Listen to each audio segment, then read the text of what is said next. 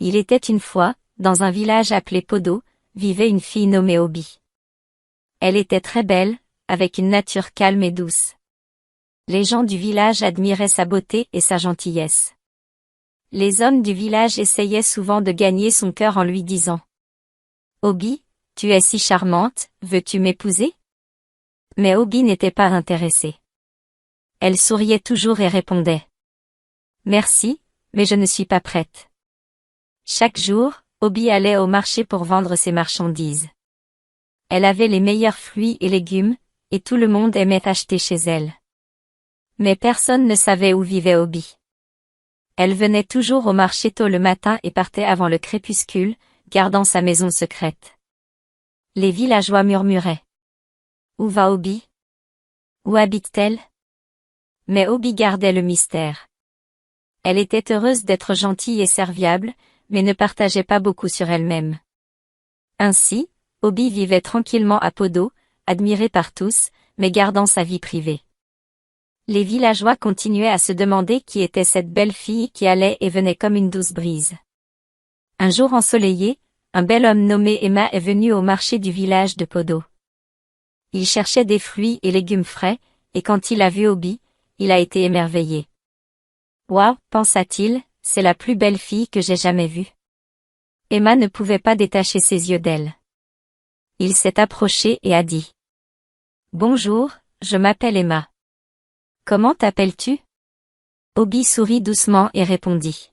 « Je suis Obi, comment puis-je t'aider aujourd'hui » Emma était tellement heureux de lui parler qu'il a acheté quelques fruits et est resté pour discuter. Ils ont parlé du temps, du village, et du marché. Emma était enchantée par la voix douce et le sourire aimable d'Obi. Il a commencé à venir au marché tous les jours juste pour la voir. Ils sont devenus amis, et Emma sentait qu'il tombait amoureux. Un soir, alors que le marché fermait, Emma a remarqué qu'il se faisait tard. Il a vu Obi ranger ses affaires et lui a proposé. « Laisse-moi te raccompagner chez toi, il n'est pas sûr de rentrer seul dans l'obscurité. » Obi a hésité, mais Emma a insisté. Elle a accepté et ils ont commencé à marcher. Alors qu'ils marchaient, le ciel s'obscurcissait et l'air devenait frais. Soudain, Emma a ressenti quelque chose d'étrange. Une main froide a touché son dos. Il s'est retourné, mais il n'y avait personne. Son cœur s'est mis à battre rapidement, et il a ressenti de la peur. Il a regardé Obi, qui semblait calme en marchant devant lui. Emma n'a pas pu se débarrasser de cette peur. Il s'est arrêté et a dit. « Obi, je pense que je devrais rentrer. Il fait trop sombre. » Obi s'est retourné vers lui et a dit doucement. « C'est d'accord, Emma, tu peux rentrer si tu as peur. » Elle a souri doucement. Avec la peur dans les yeux, Emma a hoché la tête et est retournée au village en courant. Il a couru et couru jusqu'à ce qu'il atteigne sa maison. Depuis ce jour, Emma n'est jamais revenue au marché pour voir Obi. Il était trop effrayé par cette mystérieuse main froide et la nuit sombre. Obi le regrettait, mais elle a continué sa vie paisible dans le village. Les villageois se demandaient pourquoi Emma avait soudainement cessé de venir au marché, mais personne ne connaissait le secret de cette nuit-là. Obi avait un secret. Elle n'était pas une simple fille du village. Elle venait en réalité d'une forêt magique située au-delà de Podo. Dans la forêt, Obi vivait avec sa famille qui n'était pas humaine. Ils avaient la capacité de prendre différentes formes, mais Obi était la seule à pouvoir ressembler à un humain tout le temps. Sa famille l'aimait beaucoup, mais il ne voulait pas qu'elle se rapproche des humains. Ses parents l'avaient toujours mise en garde en disant « Obi, tu ne dois pas épouser un humain. Nos mondes sont trop différents. » Ils étaient très protecteurs envers elle. Lorsqu'Emma a commencé à rendre visite à Obi, ses parents se sont inquiétés. Ils ne voulaient pas qu'elle tombe amoureuse de lui, alors ils ont décidé de l'effrayer. La main froide qu'Emma avait sentie sur son dos était un tour joué par sa famille pour l'éloigner d'Obi. Obi était triste. Elle aimait bien Emma et voulait avoir des amis dans le village. Elle ne voulait plus vivre sous les règles de sa famille, elle voulait être libre de faire ses propres choix et vivre parmi les humains. Alors, Obi a pris une grande décision. Elle a décidé de couper les liens avec sa famille dans la forêt et de rester définitivement au village de Podo. Un jour, elle est allée profondément dans la forêt pour dire au revoir à sa famille. Elle leur a dit: « Je vous aime, mais je veux vivre ma propre vie. Je veux être libre de faire mes propres choix. » Ses parents étaient tristes, mais ils comprenaient son désir. Ils l'ont mise en garde une dernière fois. « Sois prudente, Obi, le monde extérieur peut être cruel. » Le cœur lourd, Obi a quitté la forêt et s'est installée définitivement au village. Elle espérait trouver le bonheur et peut-être même l'amour parmi les humains. Elle a continué à vendre ses marchandises au marché, gardant son passé secret. Les villageois ne la connaissaient que comme la belle et gentille fille du marché, sans savoir d'où elle venait réellement. Après avoir quitté sa famille dans la forêt, Obi ressentait à la fois une sensation de liberté et de peur. Elle voulait vivre sa propre vie, mais elle savait que ce ne serait pas facile. Pour être sûre de ne pas être attirée de nouveau dans le monde de sa famille, Obi décida de visiter le sanctuaire d'Ofo. Ofo était un esprit puissant, connu pour aider ceux qui cherchaient un chemin différent dans la vie. Obi se rendit au sanctuaire et s'agenouilla devant l'autel d'Ofo. Elle parla d'une voix douce mais déterminée. « Grand Ofo, je souhaite couper tous les liens avec ma famille. Je veux vivre librement dans le village de Podo, loin de leur contrôle. » Ofo apparut dans une douce lueur et écouta la demande d'Obi. L'esprit hocha la tête et dit: « Je comprends ton souhait, Obi. Je vais t'accorder la liberté que tu cherches. Mais sache ceci. Ta famille ne sera pas contente. Ils pourraient essayer de te maudire pour te ramener. » Obi, avec un cœur courageux, acquiesça. « Je comprends. Je veux quand même aller jusqu'au bout, » dit-elle. Ofo leva une main et accorda le souhait d'Obi d'un geste doux. Le lien entre Obi et sa famille fut rompu. Mais fidèle à l'avertissement d'Ofo, lorsque sa famille réalisa qu'elle avait perdu tout contact avec Obi, ils furent furieux. Sa mère, dans sa colère et sa tristesse, lui lança une malédiction. Elle murmura au vent. « Puisses-tu ne jamais trouver le bonheur avec un humain? Qu'il te laisse toujours dans le désespoir. » Malgré la malédiction, Obi resta à Podo. Elle continua sa vie dans le village, vendant ses marchandises sur le marché et interagissant avec les gens. Elle espérait trouver l'amour et un sentiment d'appartenance, bien qu'une ombre de malédiction planait sur elle. Obi était déterminée à vivre librement, peu importe les défis à venir. Elle gardait sa nature douce et gentille, espérant qu'un jour elle rencontrerait quelqu'un capable de voir au-delà de la malédiction et de l'aimer pour ce qu'elle était. Un jour, un marchand bien connu nommé Kalo arriva au village de Podo. Il voyageait de village en village, vendant des tissus et des vêtements magnifiques. Kalo était amical et charmant, et beaucoup de gens l'appréciaient. Lorsqu'il vit Obi au marché, il fut frappé par sa beauté et sa grâce. « Qui est cette jolie fille ?» se demanda-t-il. Kalo s'approcha d'Obi avec un grand sourire. « Bonjour, je suis Kalo. Je voyage en vendant de beaux tissus.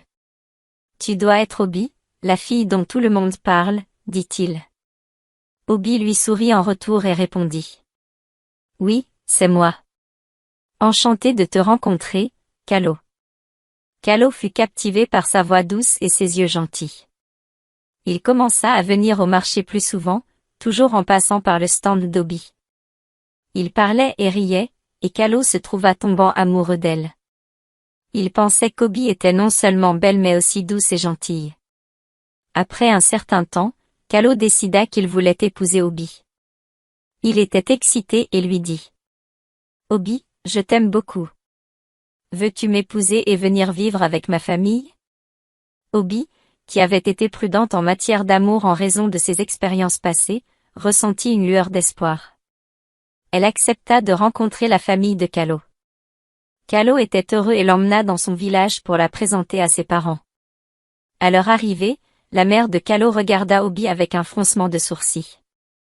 Elle avait entendu des murmures sur le passé mystérieux d'Obi et les événements étranges autour d'elle. Cette fille est belle, mais il y a quelque chose d'étrange à son sujet, pensa-t-elle. Après avoir parlé avec Obi un moment, la mère de Kalo secoua la tête. Je suis désolée, Kalo, mais je ne fais pas confiance à cette fille. Il y a une malédiction autour d'elle. Elle n'est pas convenable pour notre famille, dit-elle fermement. Kalo fut choqué et attristé. Il aimait beaucoup Obi, mais respecta les souhaits de ses parents. Il regarda Obi avec un cœur lourd et dit. Obi, je suis désolé, ma mère n'approuve pas notre mariage. Je dois écouter ma famille. Obi sentit son cœur se briser. Elle avait espéré que Kalo verrait au-delà de la malédiction, mais comprit son choix. Les larmes aux yeux, elle hocha la tête et quitta la maison de Kalo en silence. Elle retourna à Podo, sentant le poids de la malédiction une fois de plus. Bien que son cœur soit lourd, Obi continua de vivre à Podo, espérant toujours qu'un jour elle trouverait quelqu'un qui pourrait l'aimer malgré la malédiction. Elle resta forte et poursuivit sa vie quotidienne, toujours douce et gentille, même lorsque son cœur était douloureux. Après la déception avec Kalo, Obi ressentait plus que jamais le poids de la malédiction. Elle était triste et fatiguée d'être repoussée à cause de cela. Désespérée pour une solution, Obi décida de retourner au sanctuaire d'Ofo. Elle espérait que l'esprit puissant pourrait l'aider à trouver la paix et à lever la malédiction qui la hantait. Obi se rendit au sanctuaire et s'agenouilla devant l'autel d'Ofo une fois de plus. Avec un cœur lourd, elle supplia. Grand Ofo, la malédiction qui pèse sur moi cause tellement de douleur. S'il te plaît, aide-moi à la lever pour que je puisse trouver le bonheur et être libérée de ce fardeau. Ofo apparut dans une lumière douce et brillante. L'esprit écouta la supplication d'Obi et vit la sincérité dans ses yeux. Obi, tu as beaucoup enduré à cause de cette malédiction, dit Ofo doucement. Je peux lever la malédiction, mais il y a une condition. Tu dois rester calme et ne jamais laisser la colère envahir ton cœur. Si tu te mets en colère, la malédiction reviendra et sera encore plus forte. Obi hocha la tête avec empressement, ses yeux pleins d'espoir. Je le promets, Ofo. Je resterai calme et garderai mon cœur pur. S'il te plaît, lève la malédiction, jura Tl. D'un geste de la main d'Ofo, une brise douce et chaleureuse entoura Obi. Elle sentit un poids se lever de ses épaules et la malédiction disparut. Obi ressentit une nouvelle liberté et un espoir renouvelé. Elle remercia Ofo de tout son cœur et retourna au village de Podo, déterminée à mener une vie bonne. De retour au village, Obi continua sa routine quotidienne. Elle vendait ses marchandises au marché et saluait tout le monde avec sa gentillesse habituelle. Les villageois admiraient sa beauté et son comportement calme. Ils ne connaissaient pas la malédiction ni les épreuves qu'elle avait traversées, mais ils pouvaient voir la personne douce et sereine qu'elle était. Obi se sentait plus légère en sachant que la malédiction était levée. Elle restait attentive à sa promesse envers Ofo, en contrôlant ses émotions et en restant calme dans chaque situation. Elle espérait qu'un jour elle trouverait quelqu'un qui pourrait l'aimer pour ce qu'elle était, libre des ombres de son passé. Ainsi, Obi continua de vivre dans le village de Podo, admiré et respecté par beaucoup, gardant toujours espoir pour un avenir meilleur. Un après-midi chaud, Obi se rendit au ruisseau du village pour puiser de l'eau. Alors qu'elle était assise sur un rocher, réfléchissant à sa vie et aux défis qu'elle avait affrontés, elle ressentit une profonde tristesse. Elle regrettait de ne pas avoir quelqu'un avec qui partager sa vie. Alors qu'elle était là, une voix douce se fit entendre. « Ça va ?» Obi leva les yeux et vit un homme au visage bienveillant se tenant près de l'eau. Il avait un sourire chaleureux et des yeux gentils. « Je m'appelle Ofori, » dit-il en s'approchant. « Tu sembles triste et je voulais m'assurer que tout allait bien. » Obi ressentit une chaleur venant de sa gentillesse. « Merci, Ofori, » répondit-elle. Obi répondit doucement. Ils discutèrent un moment, et Obi se retrouva à se confier à lui. Ofori l'écoutait attentivement et la réconfortait, la mettant à l'aise. Au fil des jours, Ofori et Obi se retrouvaient souvent près du ruisseau. Ils parlaient, riaient, et Obi sentait un lien se créer entre eux. Ofori était bienveillant et compréhensif, et il ne s'immisçait pas dans son passé, il appréciait simplement sa compagnie et lui faisait sentir qu'elle était précieuse. Un jour, elle dit à Obi. « Je tiens à toi, Obi. Tu es une personne merveilleuse, et je veux être avec toi. Obi fut surprise, ressentant un mélange d'émotions. Espoir, peur et un peu de bonheur. Elle hésita en se remémorant la malédiction et ses anciennes déceptions amoureuses, mais la sincérité de Ofori toucha son cœur. Obi finit par dire. Je t'aime aussi, Ofori, mais j'ai traversé beaucoup de choses. Es-tu sûr de vouloir être avec moi? Ofori hocha la tête en souriant. Je suis sûr, Obi. Construisons une vie ensemble. Ainsi, ils se rapprochèrent. Ofori traitait Obi avec respect et soin, et elle commença à s'attacher à lui. Ils passèrent du temps ensemble, et leur lien se renforça. Il ne fallut pas longtemps avant que Ofori propose à Obi de l'épouser, souhaitant partager une vie heureuse avec elle. Avec joie, Obi accepta sa proposition. Ils commencèrent à planifier leur mariage, rêvant d'un avenir rempli d'amour et de bonheur. Pour la première fois depuis longtemps, Obi ressentit un vrai espoir. Elle croyait qu'avec Ofori, elle pourrait enfin trouver la paix et l'amour qu'elle cherchait. Le village était en effervescence pour le mariage à venir, et Obi ressentait une chaleur de bonheur, espérant que ce serait le début d'un beau nouveau chapitre dans sa vie. Le jour du mariage d'Obi et de Ofori arriva, et le village de Podo était rempli d'excitation. Tout le monde se rassembla sur la place du village, décoré de fleurs colorées et de bannières brillantes. Les villageois dansèrent, chantèrent et célébrèrent, heureux de voir Obi et Ofori ensemble. L'air était rempli de joie et de rire tandis qu'ils échangeaient leurs vœux sous le soleil chaleureux. Obi était radieuse dans sa belle robe, et Ofori ne cessait de sourire. Ils promirent de s'aimer et de se chérir, entourés des acclamations et des bénédictions des villageois. C'était une journée parfaite, et tout le monde ressentait l'amour et le bonheur dans l'air. Lorsque la nuit tomba, le couple se dirigea vers leur nouvelle maison, prêt à commencer leur vie ensemble. Mais alors qu'ils se préparaient à se reposer, quelque chose d'étrange se produisit. Obi commença à se sentir mal à l'aise, son corps semblait différent, et un frisson glacé lui parcourut l'échine. Elle regarda Ofori avec inquiétude.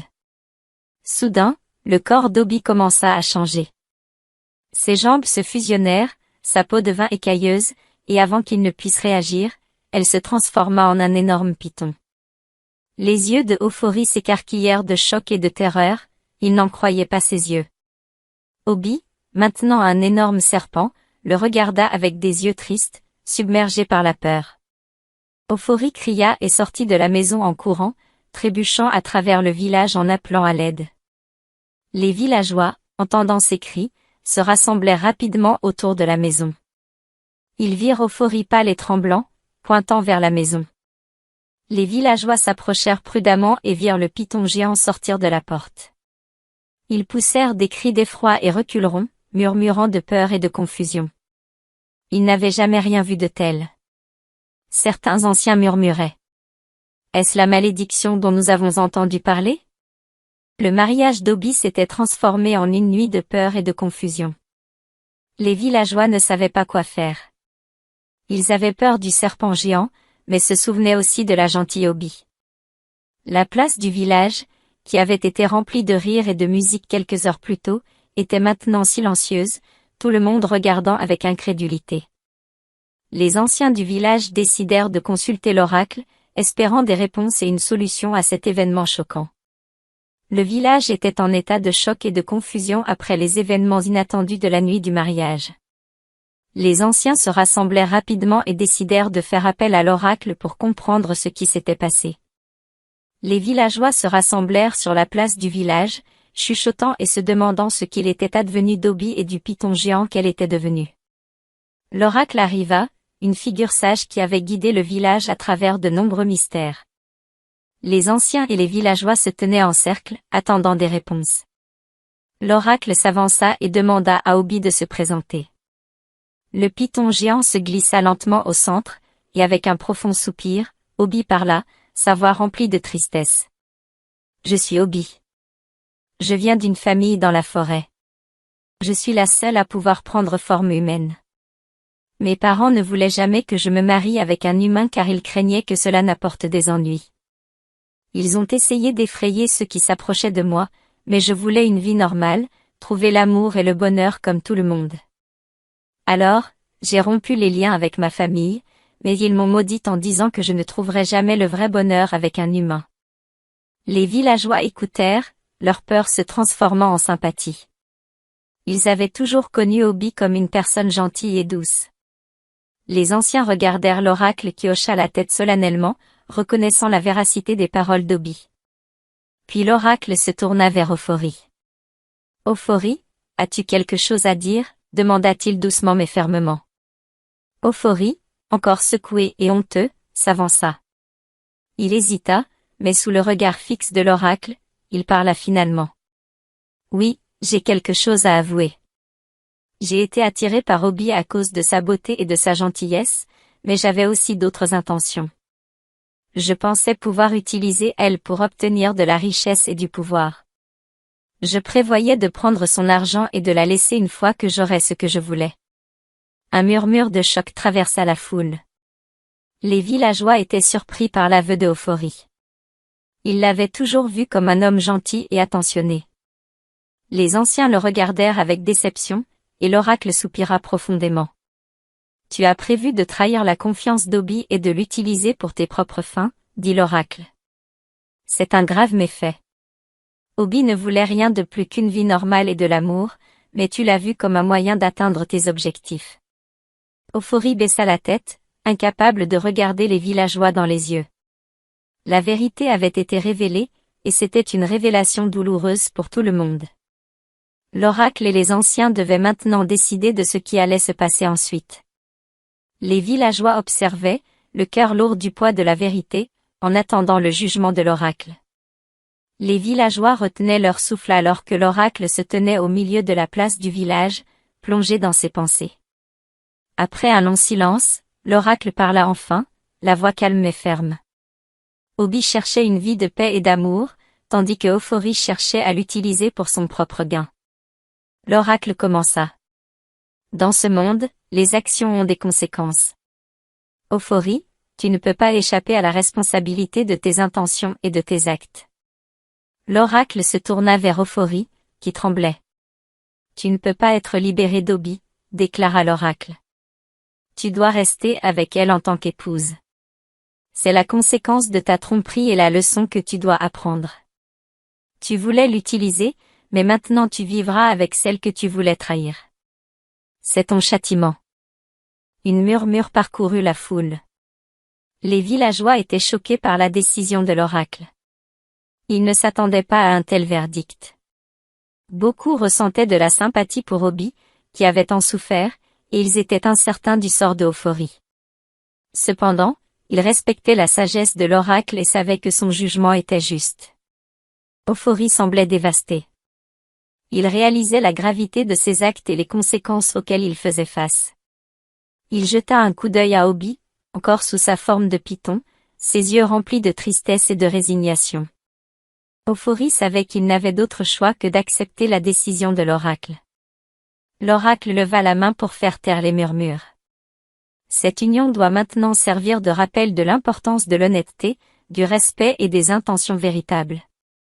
Ophorie et Obi quitteront ensemble le village de Podo. Ils devront affronter les défis à venir tout en cherchant un nouveau chemin, où qu'ils mènent. Les villageois hochèrent la tête, comprenant le poids des paroles de l'oracle. Ils savaient que le châtiment de Ophorie n'était pas seulement pour lui, mais aussi comme leçon pour tous sur les conséquences de la tromperie et la valeur du véritable amour. Avec le verdict de l'oracle, l'assemblée prit fin de manière solennelle. Les villageois commencèrent à se disperser, murmurant entre eux sur les événements de la journée. Ophorie et Obi, liés par la foi et le décret de l'oracle, se préparèrent à quitter le village. Le chemin devant eux était difficile et incertain, mais ils savaient qu'ils devaient le parcourir ensemble. Le village de Podo se souviendrait longtemps de cette histoire comme d'un récit d'amour, de trahison et de recherche de rédemption. Les villageois regardèrent leur départ, certains avec sympathie, d'autres avec curiosité. C'était un adieu sombre, sachant que les deux allaient affronter un avenir incertain ensemble. Ophorie et Obi se dirigèrent vers la forêt où vivait la famille d'Obi. En entrant dans les bois épais, l'air semblait différent, plus magique et mystérieux. Ofori était nerveux, ne sachant pas à quoi s'attendre. Obi, encore sous sa forme de python, guida le chemin. Ils atteignirent enfin une clairière cachée où résidait la famille d'Obi. En arrivant, les membres de la famille d'Obi, chacun avec sa forme unique, apparurent. Certains avaient des caractéristiques animales, tandis que d'autres semblaient plus éthérés et mystiques. Ils observèrent en silence alors qu'Obi et Ofori approchaient. Ofori, ressentant le poids de ses actions, avança et baissa la tête. « Je suis désolé pour mes intentions », dit-il d'une voix sincère. « Je voulais utiliser Obi pour mon propre profit, mais j'ai appris ma leçon. J'accepte le jugement de l'oracle et demande pardon. » Les parents d'Obi, inquiets pour elle, écoutèrent attentivement. Ils purent voir le regret dans les yeux de Ofori et la gravité dans sa voix. Après un moment de silence, la mère d'Obi parla. « Nous voyons que tu es vraiment désolé, Ofori. Nous te pardonnons, mais sache que vivre ici ne sera pas facile. Tu dois respecter nos coutumes et prendre soin d'Obi. » Ofori hocha la tête avec gratitude. « Je comprends et ferai de mon mieux, » promit-il. Avec cela, la famille d'Obi l'accepta dans leur monde. Ils l'accueillirent non pas comme une personne parfaite, mais comme quelqu'un prêt à apprendre et à grandir. Ofori dut s'adapter à une vie très différente de celle qu'il connaissait dans le village. Les créatures de la forêt étaient gentilles et bienveillantes, mais elles avaient leur propre façon et coutumes. Ofori travailla dur pour s'intégrer, apprenant sur le monde magique et les responsabilités qui en découlaient. Obi, maintenant libre d'être elle-même, restait parfois sous sa forme humaine, tandis qu'à d'autres moments, elle était un python ou prenait une autre forme. Ofori apprit à la comprendre et à l'accepter dans toutes ses formes. Ils trouvèrent ensemble un nouveau rythme de vie, loin du tumulte du village. Avec le temps, Ofori apprit à apprécier la beauté et la paix de la forêt. Il devint un membre de la famille d'Obi, les aidant et partageant leur vie. Il accepta son sort et fit de son mieux pour profiter de sa nouvelle vie, trouvant des moments de joie et de paix. Obi ressentit également un sentiment d'appartenance et d'acceptation. Elle était avec sa famille et avec quelqu'un qui avait choisi de rester avec elle malgré les défis. Ensemble, ils trouvèrent un nouveau bonheur, différent de ce qu'ils avaient imaginé, mais épanouissant à sa manière. Ils apprirent que l'amour et l'acceptation pouvaient se manifester sous de nombreuses formes et ils embrassèrent la vie qu'ils avaient, trouvant la satisfaction dans leur nouveau foyer dans la forêt magique. J'espère que vous avez apprécié l'histoire.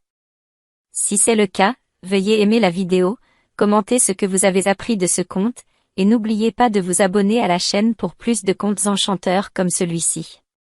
Merci.